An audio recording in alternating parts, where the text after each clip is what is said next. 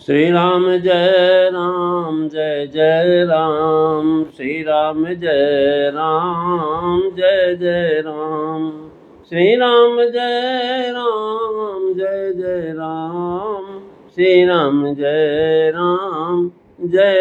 राम। बोली सियावर रामचंद्र भगवान की जय, पवन सुत हनुमान की जय, उमापति महादेव की जय, सब संतन की जय, सब भक्तन की जय, सच्चियाँ जोता वाली माता तेरी सदा ही जय। बोल सनातन धर्म की जय, सतगुरुदेव महाराज की जय।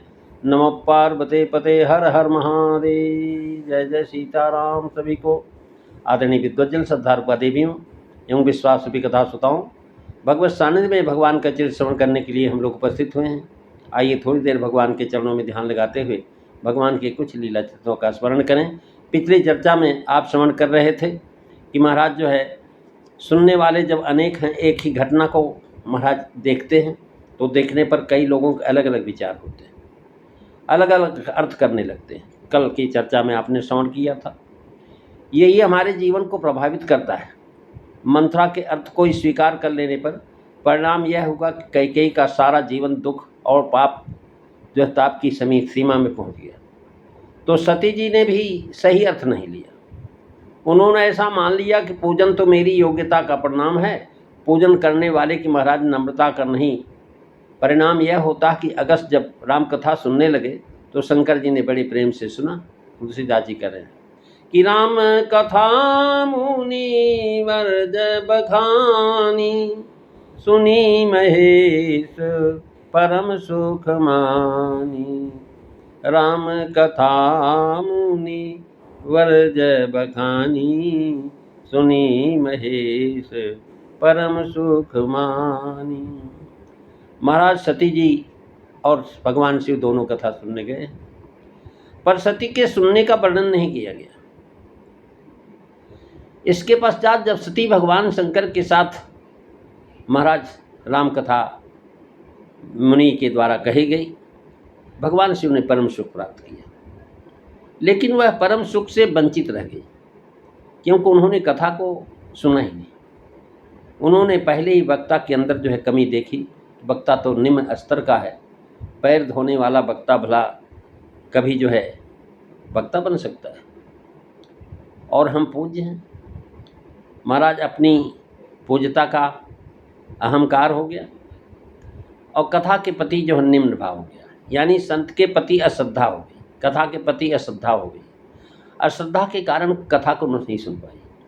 लेकिन भगवान शिव तो महाराज जो है शिव हैं और बड़े प्रेम से कथा सुना। राम कथा मुनिवर्ज बखानी, सुनी महेश परम सुखवानी। और यही भी तो कह सुनत, महाराज दोनों कहते सुनते रहे। और उसके बाद भगवान शिव ने प्रार्थना किया कि प्रभु आपने कथा तो बड़ी सुंदर सुनाया है, मुझे परम सुख प्राप्त हुआ, और कृपा करके आप मेरे से बताएं कि आपको मैं क्या दक्षिणा दूं कि आप भी परम सुखी हो जाए।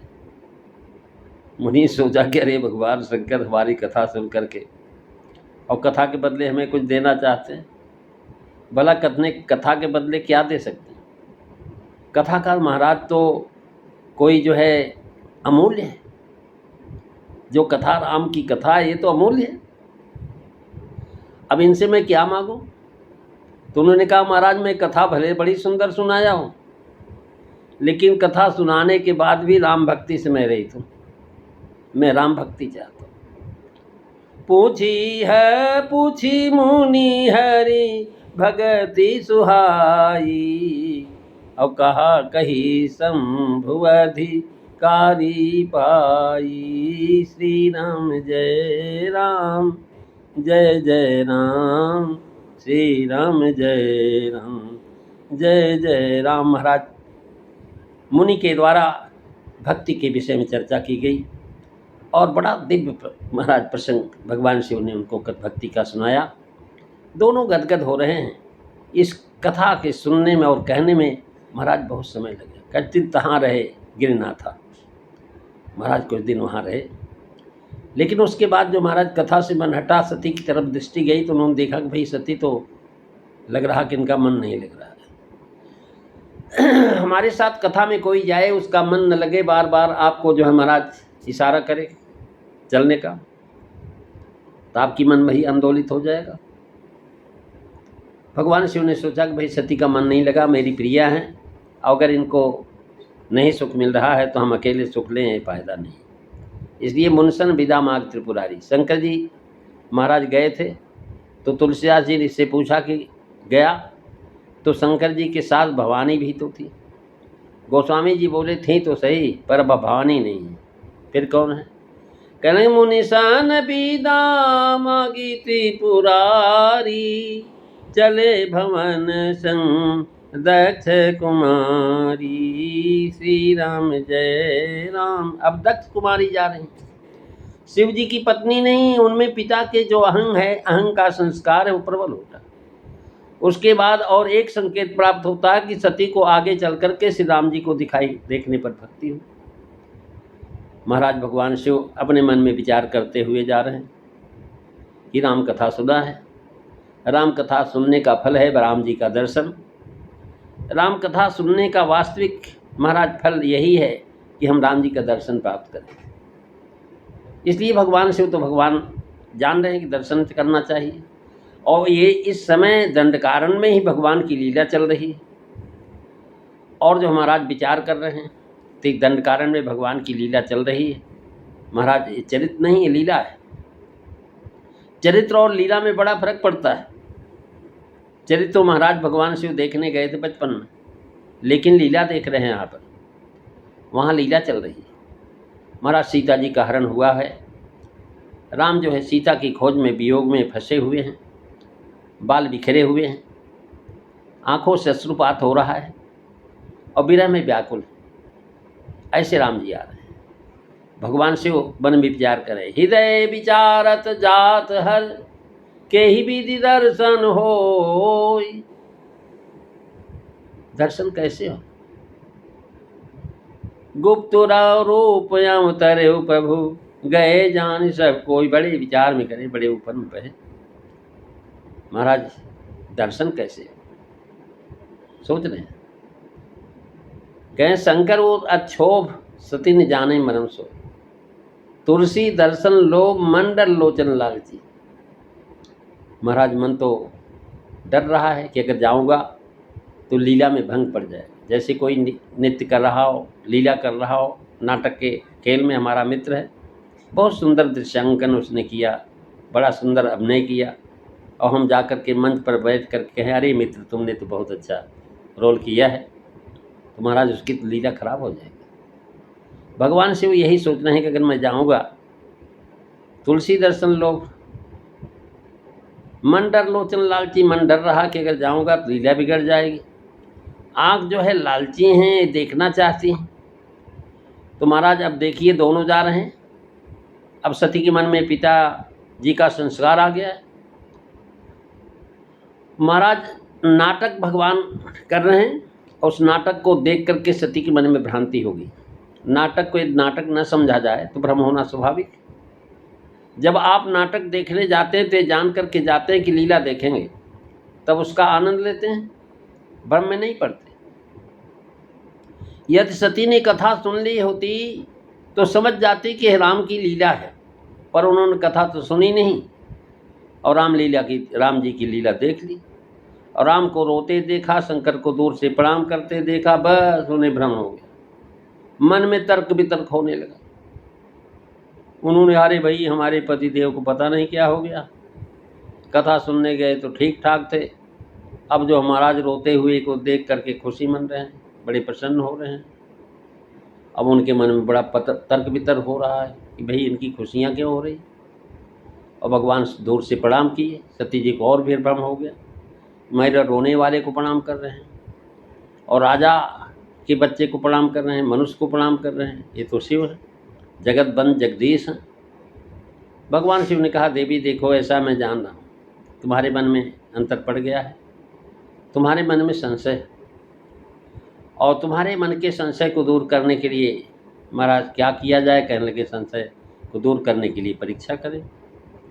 जो तुम्हारे मन अति संदेह हो, तो किन जाई परीक्षा ले हो। जो तुम्हारे मन अति संदेह। हे देवी, अगर तुम्हारे मन में इतना संशय है तो तुम जाकर के परीक्षा ले लो।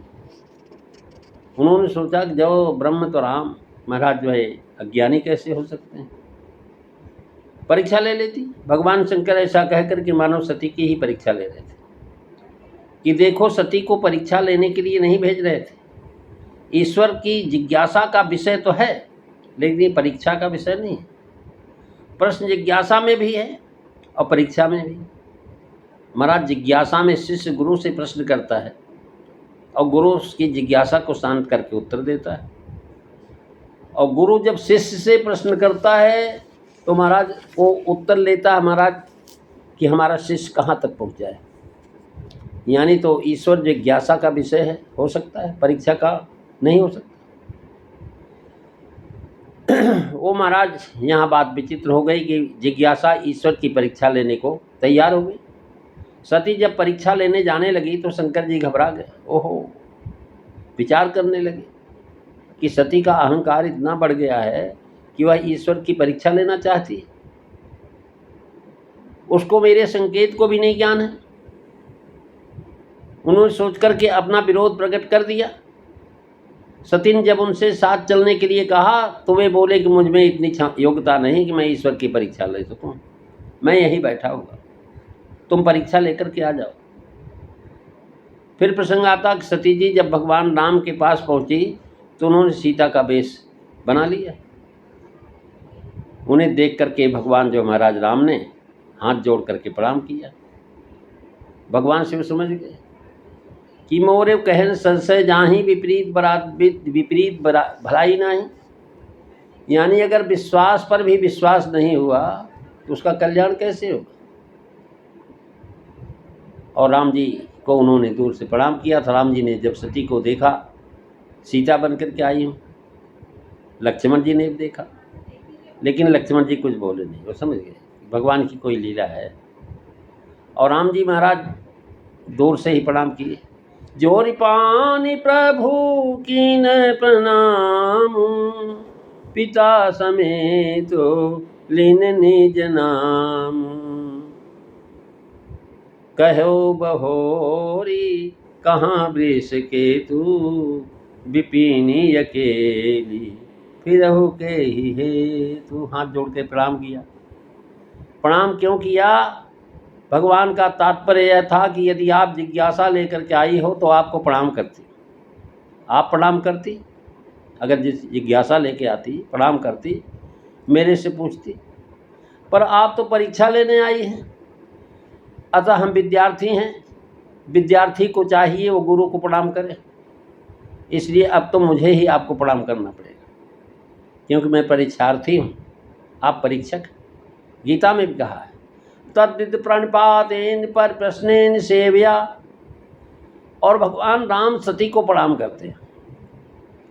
उसके बाद सती जी वहाँ से महाराज घबरा गई, भगवान शिव का नाम मान लिया। कहे बहोर कहाँ विषकेतु, घबरा गई।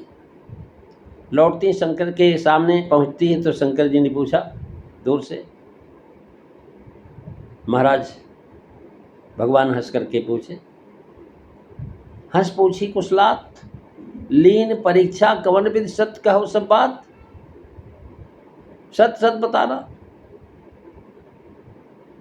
असत्य भाषण करते उनके सामने कठिन परीक्षा लीन गोसाई। फलस्वरूप भगवान शंकर के द्वारा सती का परित्याग कर दिया जाता है। उसके बाद शिव समाधि में चले जाते हैं।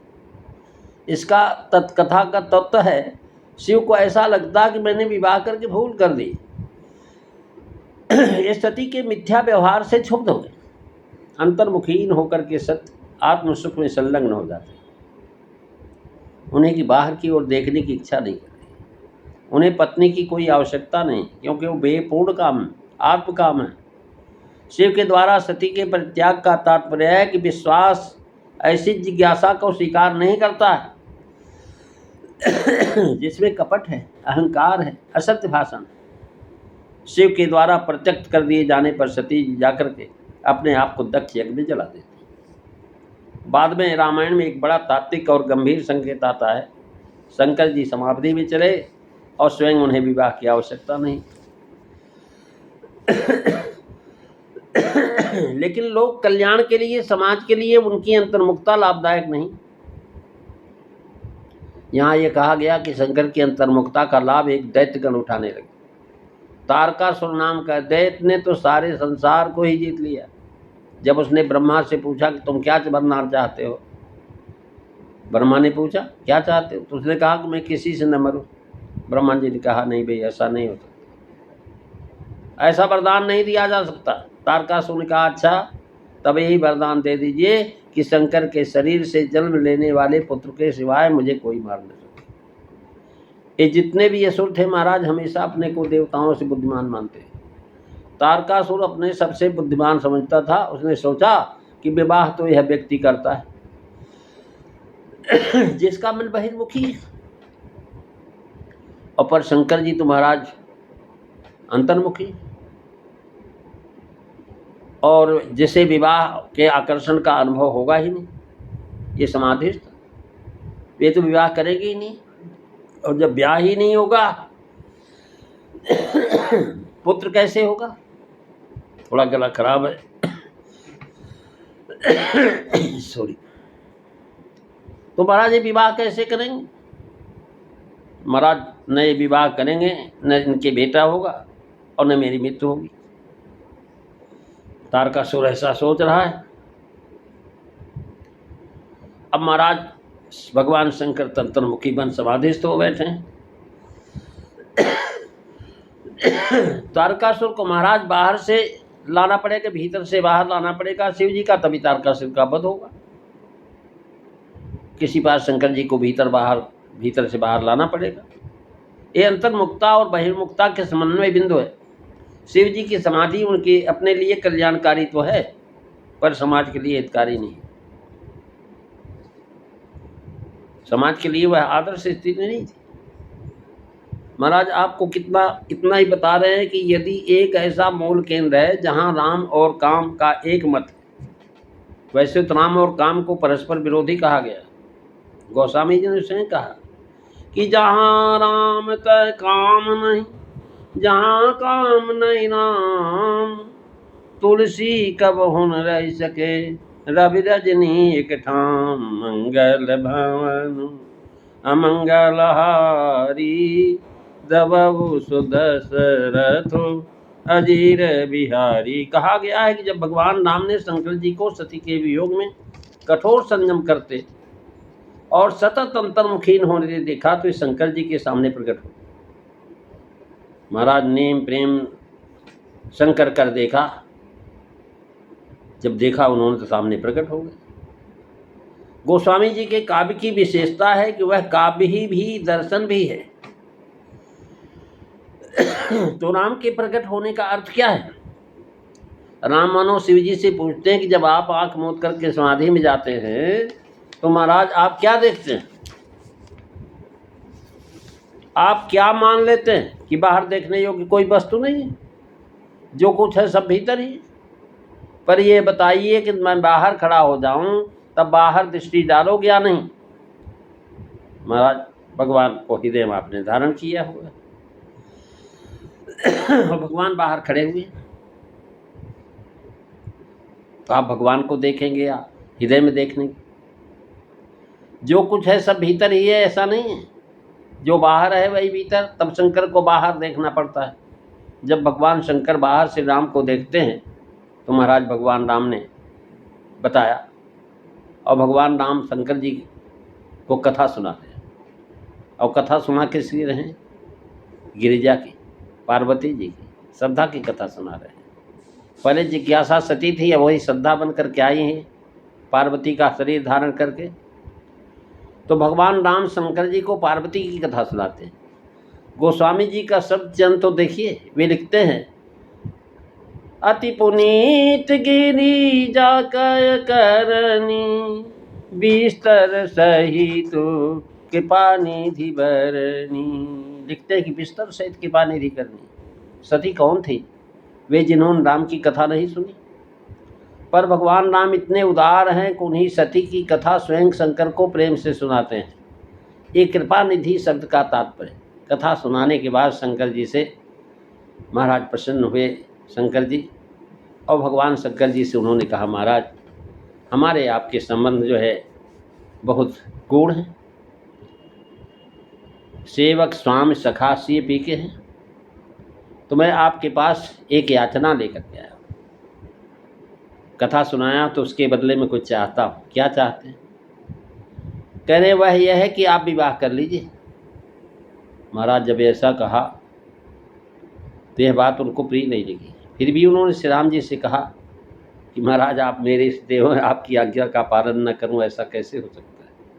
भगवान शिव ने कहा, राम जी ने कहा कि अब बिनती मम सुनहु शिव, जो मों पर निज ने जाई विवाह शैल जही, यह मोहि मांगे देव मंगल भवन अमंगल हारी, द्रवहु सुदशरथो अजीर बिहारी, श्री राम जय राम जय जय राम, श्री राम जय राम जय जय राम। महाराज पहले तो भगवान श्री राम ने अपने सेवक का नाता बताया, और मैं सेवक हूँ, आपसे विनती करता हूँ, मैं आपका प्रेमी हूँ, इसलिए स्नेह मांगता हूँ। जो मुँह पर निज ने, अगर मुझे आप स्वामी मानते तो जाय विवाह हो शैलज, पार्वती जी से विवाह करो, यही मेरी याचना है, इसको आप मुझे दीजिए। महाराज भगवान शिव अपने मन में विचार करते हैं कि भाई मैंने संसार का त्याग कर दिया, सती का त्याग कर दिया है, संसार में मेरी कोई रुचि नहीं, मैं तो गृहस्थी से दूर होने के लिए समाधि लगाया हूँ ताकि गृहस्थी में न फंसूं, माया के जंजाल में न फंसे।